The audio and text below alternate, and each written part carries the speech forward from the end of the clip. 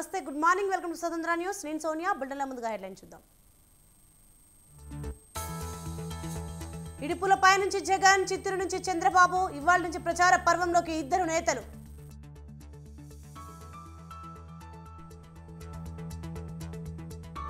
నేడు తెలంగాణ హైకోర్టు కొత్త భవనాల నిర్మాణానికి భూమి పూజ, హాజరు కానున్న సిజేఐ, చంద్రచూడ్ మంత్రులు.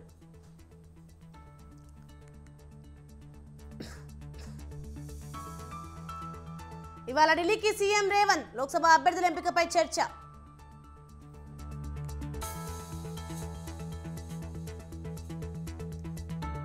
తెలంగాణ సెంటిమెంట్ కు కవిత అరెస్ట్ కు సంబంధం లేదు, ఫోన్ ట్యాపింగ్ కు కేసీఆర్ బాధ్యత వహించాలన్న కిషన్ రెడ్డి.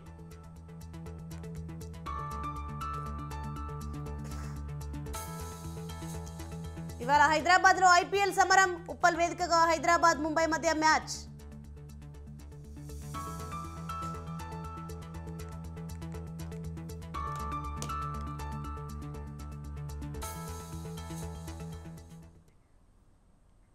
రైట్, డీటెయిల్ చూస్తే తుక్కుగూడ నుంచి దేశ రాజకీయాలకు శంకరావం పూరిస్తామని తెలంగాణ ముఖ్యమంత్రి రేవంత్ రెడ్డి అన్నారు.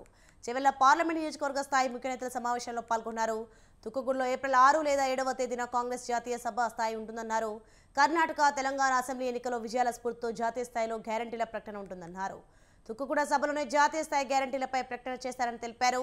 ప్రధాని మోదీ తన 10 ఏళ్ల కాలంలో తెలంగాణకు ఏం చేశారని సీఎం రేవంత్ రెడ్డి ప్రశ్నించారు. గుజరాత్కు బుల్లెట్ రైలు తీసుకువెళ్తున్న మోదీ వికారాబాద్కు కనీసం ఎంఎంటీఎస్ కూడా తీసుకురాలేదని విమర్శించారు.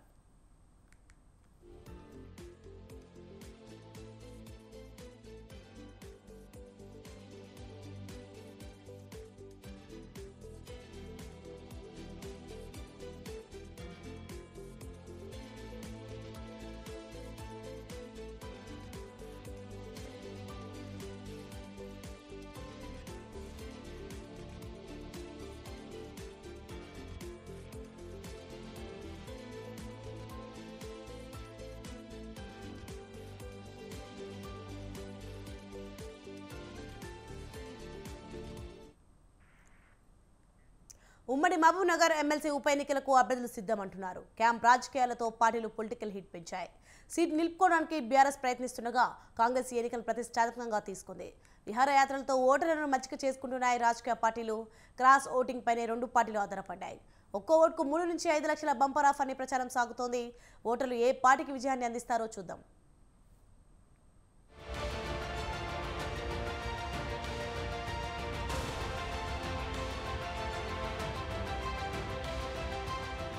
పార్లమెంట్ ఎన్నికలకు ముందే పాలమూరు జిల్లాకు ఓట్ల పండుగ వచ్చేసింది. స్థానిక సంస్థల ఉప ఎన్నికల నేపథ్యంలో ఉమ్మడి మహబూబ్ నగర్ జిల్లాలో రాజకీయాలు హాట్గా సాగుతున్నాయి. ఈ నెల 28న ఎన్నికల పోలింగ్. దీంతో ఓటర్లను కాపాడుకోవడానికి ఇటు బీఆర్ఎస్, అటు కాంగ్రెస్ పార్టీలు తంటాలు పడుతున్నాయి. జిల్లా వ్యాప్తంగా 1439 మంది ఓటర్లు, వారిలో జడ్పీటీసీలు, ఎంపీటీసీలు, కౌన్సిలర్లు ఉన్నారు. 2021లో టీఆర్ఎస్ పార్టీ నుంచి కసిరెడ్డి నారాయణ రెడ్డి స్థానిక సంస్థల ఎన్నికల్లో విజయం సాధించారు. అనంతరం రాజకీయ పరిణామాల్లో కాంగ్రెస్ పార్టీ ప్రభుత్వం ఏర్పడింది. అంతకుముందే డిసెంబర్ 8న ఎమ్మెల్సీ పదవికి కసిరెడ్డి నారాయణ రెడ్డి రాజీనామా చేసి కాంగ్రెస్ తరపున ఎమ్మెల్యేగా పోటీ చేసి గెలిచారు. దీంతో ఉప ఎన్నిక అనివార్యమైంది.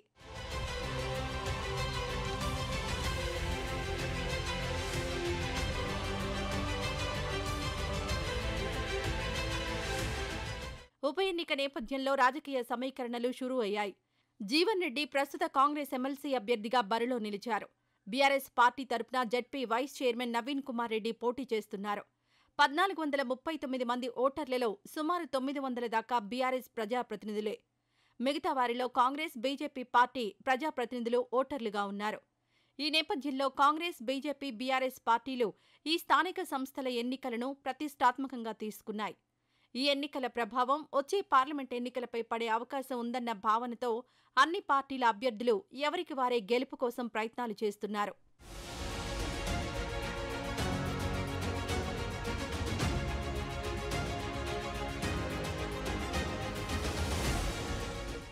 గెలిపే లక్ష్యంగా బీఆర్ఎస్, కాంగ్రెస్ ముందుకు సాగుతున్నాయి. ఓటర్లను మచ్చిక చేసుకోవడానికి విశ్వ ప్రయత్నాలు చేస్తున్నాయి.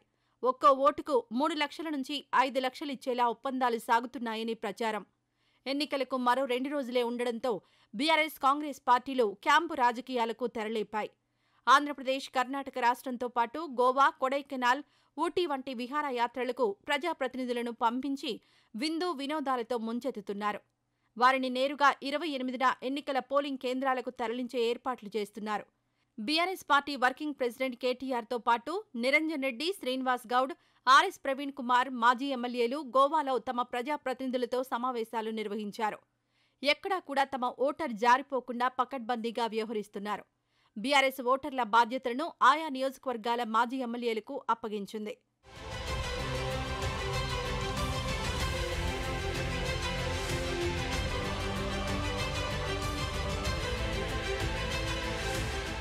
కాంగ్రెస్ ప్రభుత్వం ఈ ఉప ఎన్నికను ప్రతిష్టాత్మకంగా తీసుకుంది.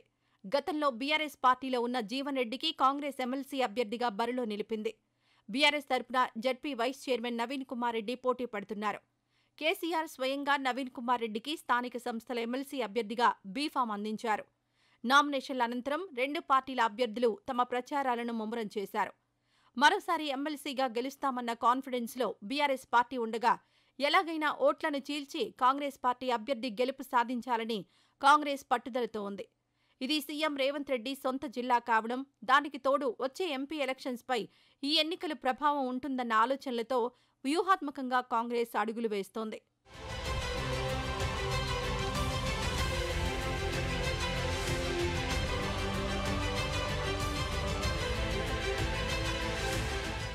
రెండు రాజకీయ పార్టీలు ఎమ్మెల్సీ గెలిచేందుకు సాము చేస్తుండగా ఓటర్లు ఎవరి వైపు మొగ్గు చూపుతారన్న ఆందోళన అభ్యర్థుల్లో ఉంది. క్రాస్ ఓటింగ్ ఎవరిని అందలవెక్కిస్తుందో చూడాలి.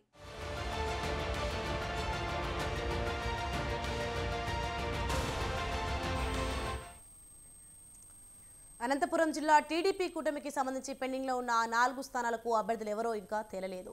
దీంతో నరాలు తెగే ఉత్కంఠతో ఆశావహులు ఎదురు చూస్తున్నారు. ఇప్పటివరకు మొదటి జాబితాలో 9 మందిని, రెండవ జాబితాలో 2 టీడీపీ నాయకత్వం ప్రకటించింది. మూడవ జాబితాలో ఒక్క హిందూపురం ఎంపీ స్థానానికి మాత్రమే అభ్యర్థిని ప్రకటించింది. దీంతో ఇంకా 3 శాసనసభ స్థానాలకు ఒక ఎంపీ స్థానానికి అభ్యర్థిని ప్రకటించాల్సి ఉంది.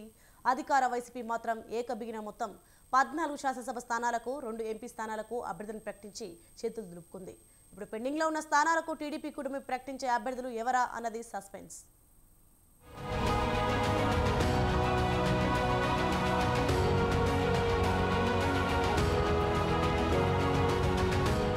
టీడీపీ, జనసేన, బీజేపీ పొత్తులో భాగంగా ధర్మవరం స్థానాన్ని బీజేపీకి కేటాయించినట్లు ప్రచారం జరుగుతోంది. అదే నిజమైతే ఆ పార్టీ తరఫున మాజీ ఎమ్మెల్యే గోనుగుంట్ల సూర్యనారాయణ పోటీ చేస్తారు. అయితే టీడీపీ తరఫున నియోజకవర్గ ఇన్ఛార్జ్ పరిటాల శ్రీరామ్ టికెట్ ఆశిస్తున్నారు. బీజేపీకి ధర్మవరం సీటు కేటాయించినట్టు వార్తలు రావడంతో శ్రీరామ్ వర్గీయులు పట్టణంలో నిరసన ర్యాలీ నిర్వహించడం చర్చనీయాంశమైంది. పార్టీ అధినేత నిర్ణయాన్ని ప్రశ్నించేలా రోడ్లెక్కడం ఏమిటని టీడీపీ శ్రేణులు ప్రశ్నిస్తున్నాయి. పార్టీ నిర్ణయంపైనే నిరసనలకు దిగడం పార్టీ ప్రతిష్టను దిగజార్చడమేనని, క్రమశిక్షణను ఉల్లంఘించడమేనని వారంటున్నారు. నిర్ణయాల విషయంలో నాన్పుడు ధోరణి వల్ల సమస్య జటిలమవుతోందనే వాస్తవాన్ని కూటమి నాయకత్వం గుర్తించాలి.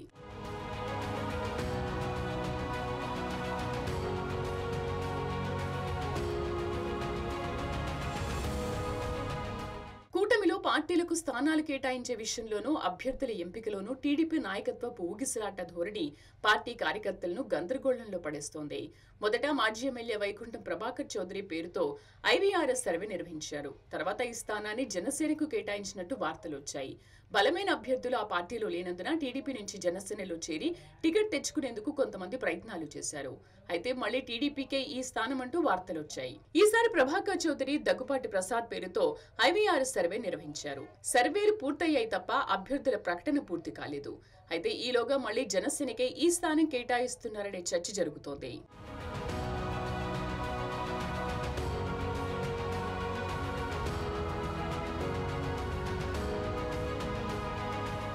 గుంతకల్ టికెట్ గుమ్మనూరు జయరాంకు ఖరారైనట్లు మొదట వార్తలు వెలువడ్డాయి.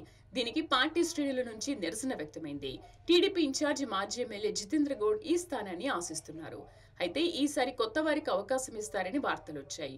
ఇలాంటి పరిస్థితుల్లో అనూహ్యంగా గుమ్మనూరు జయరాం టీడీపీలో చేరారు. గుంతకల్ టికెట్ హామీతోనే ఆయన పార్టీలో చేరినట్టు ప్రచారం జరుగుతోంది. స్థానికంగా ఆయనకు వ్యతిరేకత వ్యక్తమవుతున్న క్రమంలో గుంతకల్ టికెట్ ఎవరికి లభిస్తుందో చూడాలి.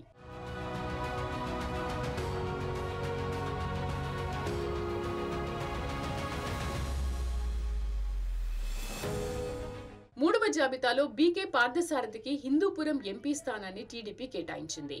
అయితే అనంతపురం ఎంపీ స్థానం అభ్యర్థిని ఇంకా ఖరారు చేయలేదు. ఈ సీటు విషయంలోనూ ఆ పార్టీ తర్జన భర్జనలు సాగుతున్నాయి. పలువురి పేర్లతో ఐవీఆర్ఎస్ సర్వేలు నిర్వహించడమే ఇందుకు నిదర్శనం.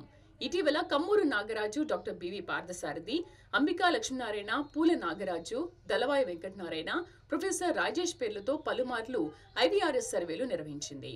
కొద్ది రోజుల క్రితం జేసీ పవన్ రెడ్డి పేరు కూడా తెరపైకొచ్చింది. ఈ క్రమంలో అనంతపురం ఎంపీ స్థానానికి ఎవరిని ఎంపిక చేస్తారనే ఆసక్తి నెలకొంది. ఆలస్యం కారణంగా పార్టీ శ్రేణుల్లో ఉత్సాహం సన్నగిల్లుతోంది.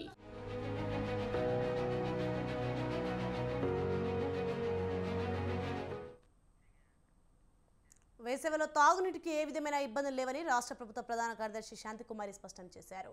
రాష్ట్రంలో తాగునీటి సరఫరాపై జిల్లా కలెక్టర్లతో వీడియో కాన్ఫరెన్స్ నిర్వహించి సమీక్షించారు.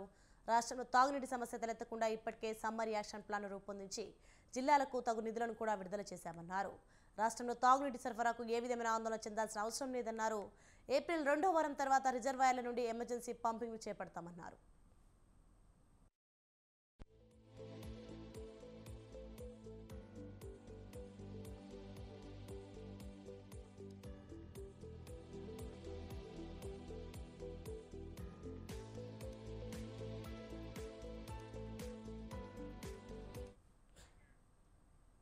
ఢిల్లీ లిక్కర్ స్కామ్లో బీఆర్ఎస్ ఎమ్మెల్సీ కల్వకుంట్ల కవితకు బెయిల్ వస్తుందా లేకుంటే జైల్లోనే కొనసాగుతారా అన్నది $1 కోటి ప్రశ్న. ఢిల్లీ మద్యం విధానం కేసులో 2003 ఫిబ్రవరిలో అరెస్ట్ అయిన మాజీ డిప్యూటీ సీఎం మనీష్ సిసోడియా ఇప్పటికీ జైల్లోనే ఉన్నారు. కవితను మార్చి 15 ఈడీ అరెస్ట్ చేసిన ఈడీ ఢిల్లీ ముఖ్యమంత్రి కేజ్రీవాల్ను మార్చి 22న అరెస్ట్ చేసింది. దీంతో మద్యం కేసులో నిందితులకు ఉచ్చు బిగుస్తోందని అంటున్నారు.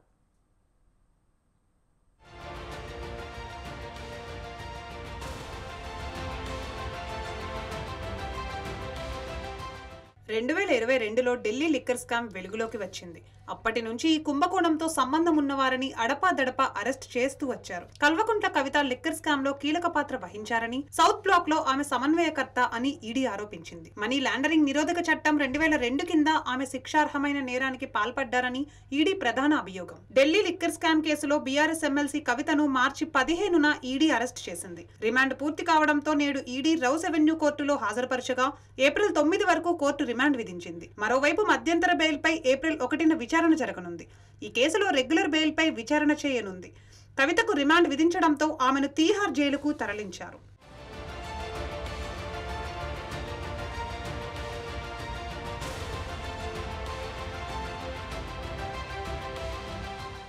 మార్చి 15న అరెస్ట్ అయిన కవిత ఈడీ కస్టడీ ముగుస్తున్న నేపథ్యంలో rows avenue court judge Kaveri Baweja ముందు ఆమెను హాజరుపరిచారు. మరో 15 రోజులు కస్టడీకి ఇవ్వాలని కోరారు. రౌస్ అవెన్యూ కోర్టులోనే కవిత భర్త అనిల్, బంధువులు ఉన్నారు. పీఎంఎల్ఏ సెక్షన్ 19(2) ప్రకారం నమోదు చేసిన స్టేట్మెంట్ ని తమకు కూడా ఇవ్వాలని కవిత తరపు న్యాయవాది కోర్టుకు అప్పీలు చేశారు.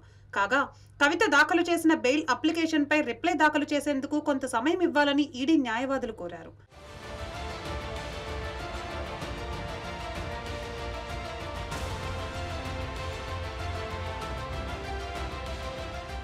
కవిత పిల్లలకు పరీక్షలు ఉన్నాయని, అందువల్ల ఆమెకు మధ్యంతర బెయిల్ మంజూరు చేయాలని కవిత తరపు న్యాయవాది వాదించారు. కాగా కేసు దర్యాప్తు పురోగతిలో ఉందని, కవితతో పాటు పలువురు నిందితులను ఇంకా ప్రశ్నిస్తున్నట్లు ఈడీ పేర్కొంది. వర్చువల్ మోడ్ లో ఈడీ తరపు న్యాయవాది జోయబ్ హుస్సేన్ వాదనలు వినిపించారు. లిక్కర్ కేసు దర్యాప్తు కొనసాగుతుందని ఈడీ తెలిపింది.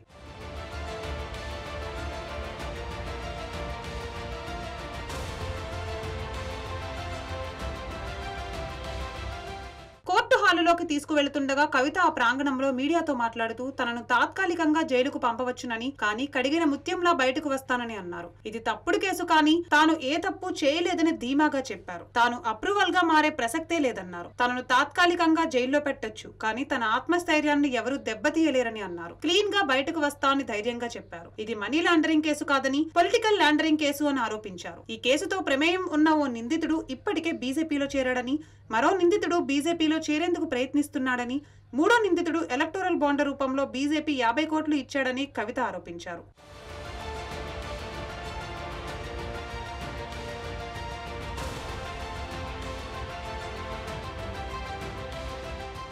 2021-22లో రద్దు చేసిన ఢిల్లీ ఎక్సైజ్ పాలసీలో మద్యం వ్యాపారుల లాబీ సౌత్ గ్రూప్ నుంచి ఆమ్ ఆద్మీ పార్టీ నేతలకు 100 కోట్ల రూపాయలు ముడుపులు అందాయని గతంలో ఈడీ పేర్కొంది. సౌత్ గ్రూప్ లో తెలంగాణ ఎమ్మెల్సీ కవిత, అరబిందో గ్రూప్ ప్రమోటర్ శరత్ చంద్రారెడ్డి, మాగుంట శ్రీనివాసులు రెడ్డి, ఆయన కుమారుడు రాఘవ మాగుంట తదితరులు ఉన్నారు. సౌత్ గ్రూప్ తరపున పిల్లై, అభిషేక్ బోయనపల్లి, బుచ్చిబాబు ప్రాతినిధ్యం వహిస్తున్నారని ఈడీ దర్యాప్తులో వెల్లడైంది. 2023 సెప్టెంబర్లో కవితకు ఢిల్లీ లిక్కర్ స్కామ్ లో తొలిసారి ఈడీ సమన్లు జారీ చేసింది. ఆ తర్వాత మరికొన్ని సార్లు సమన్లు జారీ అయినా సమన్లను సవాల్ చేస్తూ కవిత కోర్టును ఆశ్రయించారు. ఇప్పటికీ కోర్టులో కేసు విచారణలో ఉంది.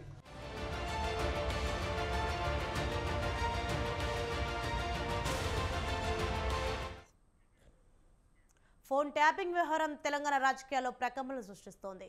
గత ప్రభుత్వ హయాంలో ఎస్ఐబి చీఫ్ ప్రభాకర్ రావు కన్సర్న్లో జరిగిన ఫోన్ ట్యాపింగ్ వ్యవహారంలో తవ్వే కొద్దీ విస్తుపోయే వాస్తవాలు వెలుగు చూస్తున్నాయి. ప్రణీత్రావు టీం ప్రతిపక్ష నేతలు మొదలు వ్యాపారవేత్తలు, రియల్టర్లు, ఇతర ప్రముఖుల ఫోన్లను ట్యాప్ చేసినట్లు పోలీసులు గుర్తించారు. మరోవైపు ఫోన్ ట్యాపింగ్ వ్యవహారం రాజకీయ రంగు ములుముకుంటోంది. గత ప్రభుత్వం ప్రతిపక్ష పార్టీల నేతల ఫోన్లను ట్యాప్ చేసిందని కాంగ్రెస్ ఆరోపిస్తోంది. రేవంత్ రెడ్డి సహా పలువురు కీలక నేతల ఫోన్లు ట్యాప్ అయ్యాయని, ఈ విషయంలో పూర్తి దర్యాప్తు జరిపి ట్యాపింగ్ ఆదేశాలు ఇచ్చిన వారిని శిక్షించాలంటోంది. మరోవైపు తప్పు చేసిన వారిని శిక్షించండి అని బీఆర్ఎస్ అంటుండగా, బీఆర్ఎస్ ఎస్ఐబి ద్వారా తమ నేతలను ఇబ్బంది పెట్టిందని బీజేపీ ఆరోపిస్తోంది. సంబంధం లేదు, ఆ ప్రణీత్రావు ఎవరో కూడా తెలియదు. ఇంక్వైరీ ఏమంటున్నాం కదా. ఇప్పుడు మనం ఒక్క నిమిషం మీరు ఏనండి. ప్రణీత్రావు మా ఊళ్ళో బంధువు, వాళ్ళ నాయనమ్మో అమ్మమ్మో వాళ్ళ అమ్మమ్మ ఊరటది. ఆయన ఊరు వేరు. ఆయన మాకు తెలియడం కూడా తెలియదు. వాస్తవంగా నాకు పరిచయం కూడా లేదు ఆయన ఏం చేసిండనేది వాళ్ళ ఇంక్వైరీలో తెలుస్తుంది. ఇప్పుడు మాకైతే అందులో ఏ పొజిషన్లో ఎలా సంబంధం కూడా లేదు. ఆయన క్యాస్ట్ నాకు బంధువు కూడా కాదు. వాళ్ళు క్యాస్ట్ ఇంక్వైరీలో తెలుస్తుంది కదా. ఇప్పుడు రామారావు వీళ్ళ కుటుంబం కూడా ఏ పార్టీ అనేది కూడా ఎంక్వైరీ చేయండి. నేను 30 ఏళ్ళ నుంచి వర్ధనపేట ఎమ్మెల్యేగా ఉన్నా.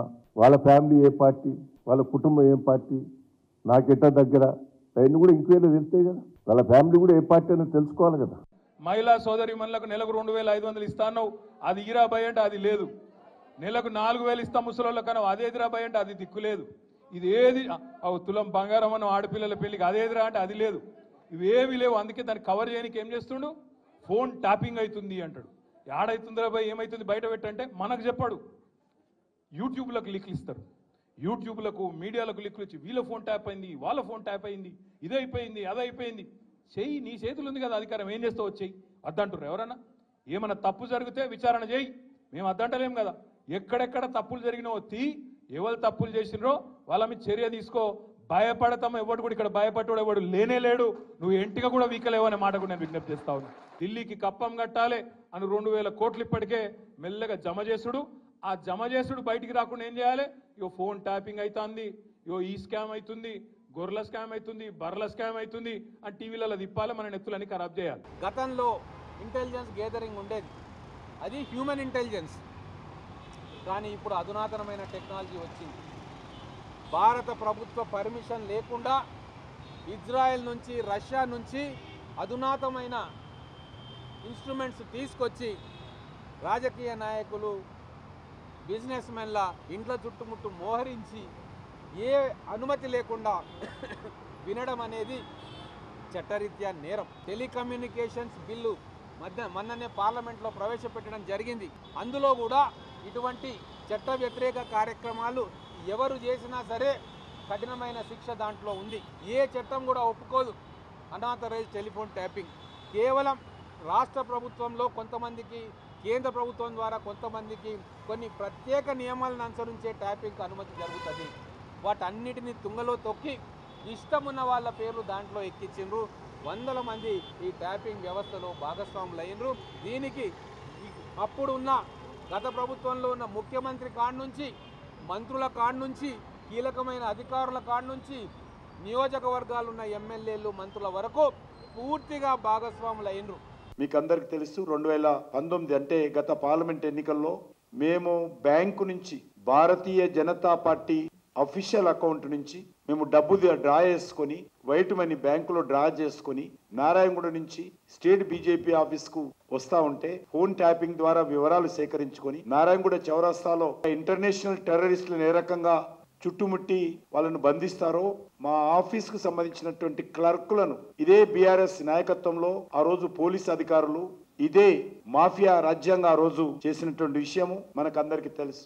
చివరకు ఇన్కమ్ ట్యాక్స్ ఆఫీసర్స్ పోలీసు ఉన్నతాధికారులు తెలిసిన తర్వాత లెంపలేసుకొని డబ్బులు వాపసు ఇచ్చారు. కాబట్టి ఈ రకంగా ఒకటి కాదు, మా పార్టీ పట్లనే ఇంత జరిగితే సామాన్య ప్రజల పట్ల ఏ విధంగా జరిగిందో మీడియాకు తెలియజేయకుండా వాళ్ళే ఫోన్ ట్యాపింగ్ చేయడము, వాళ్ళే బ్లాక్మెయిలింగ్ చేయడము, వాళ్ళే కోట్ల రూపాయలు వసూలు చేయడము, వారే దీనికి సంబంధించినటువంటి వ్యవహారం నడపడం ఏదైతున్నదో ఇది పూర్తిగా దీనికి ఎవరైనా బాధ్యత అంటే ఏకైక వ్యక్తి ముఖ్యమంత్రి గారు. ముఖ్యమంత్రి తనకు సంబంధించినటువంటి మంత్రులను ఆ రోజు పెట్టుకొని ఈ ఫోన్ ట్యాపింగ్ వ్యవహారము చాలా దుర్మార్గంగా వ్యవహరించడం జరిగింది. దీనిపైన ఉన్నత స్థాయి దర్యాప్తు జరపాలి, న్యాయ విచారణ జరపాలని నేను ఈ సందర్భంగా డిమాండ్ చేస్తా ఉన్నాను.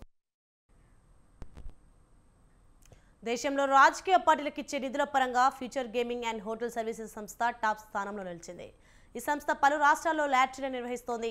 అయితే లాటరీలు, క్యాష్లు నిషేధింపబడిన ఏపీని పాలిస్తున్న వైసీపీకి ఈ కంపెనీ పెద్ద మొత్తం విరాళం ఇచ్చింది. దాదాపు 149 కోట్లు ఆ పార్టీ అకౌంట్లో పడ్డట్లు వార్తలు వినిపిస్తున్నాయి. ఇంతకీ ఇంత పెద్ద మొత్తంలో విరాళం ఇవ్వడం వెనుక ఉన్న కారణాలేంటి?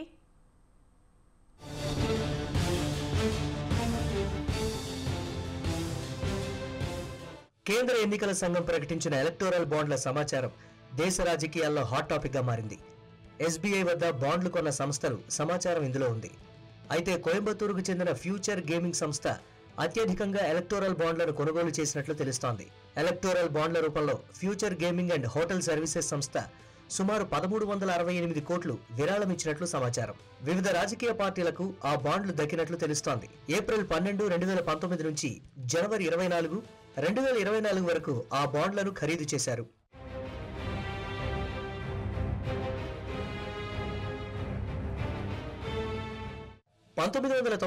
సంవత్సరంలో మార్టిన్ లాటరీ ఏజెన్సీస్ లిమిటెడ్ ద్వారా ఈ కంపెనీ ప్రారంభించబడింది.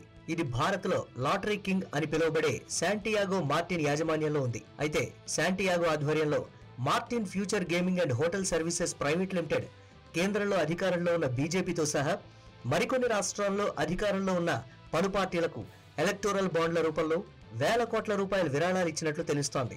లాటరీలు చట్టబద్ధమైన రాష్ట్రాల్లో ప్రభుత్వంలో ఉన్న పార్టీలకు విరాళాలు ఇచ్చిందంటే అర్థం చేసుకోవచ్చు. కానీ లాటరీ నిషేధించబడిన ఏపీని పాలిస్తున్న వైసీపీకి ఈ కంపెనీ పెద్ద మొత్తం విరాళం ఎందుకు ఇచ్చిందనే హాట్ టాపిక్ గా మారింది.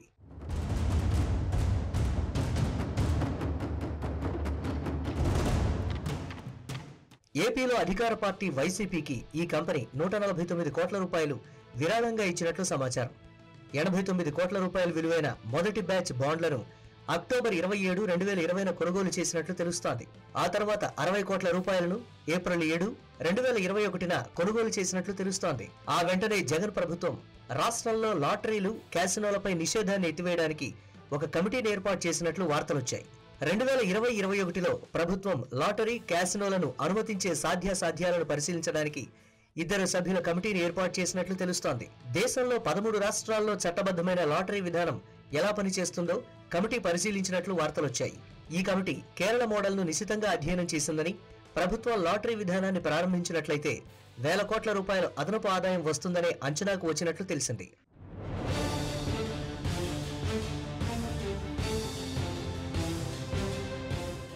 అదే సమయంలో విశాఖ తీరంలో క్యాసినోలకు అనుమతి ఇచ్చే అంశాన్ని కూడా కమిటీ పరిశీలించినట్లు తెలుస్తోంది. దీనివల్ల ప్రభుత్వానికి ఏడాదికి 11,000 కోట్ల రూపాయల అదనపు ఆదాయం సమకూరుతుందని కమిటీ అంచనా వేసినట్లు చెబుతున్నారు.